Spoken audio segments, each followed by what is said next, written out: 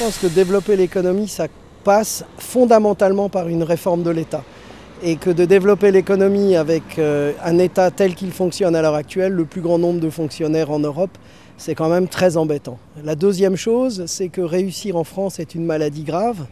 Et je pense qu'il va falloir que les Français qui réussissent prennent l'habitude de ne pas en avoir honte.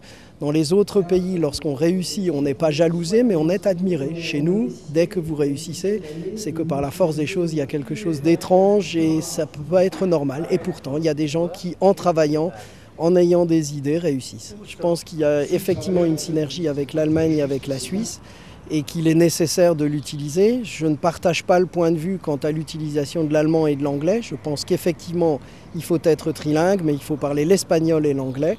Les pays du BRIC parlent, les pays émergents, donc Brésil, Russie, Inde et Chine, ne parlent pas l'allemand, ne parlent pas le français et bien souvent ne parlent pas l'anglais. Et donc je pense que c'est une série d'opportunités et qu'il faut être armé pour savoir où on va et utiliser les langues des pays dans lesquels on souhaite se développer.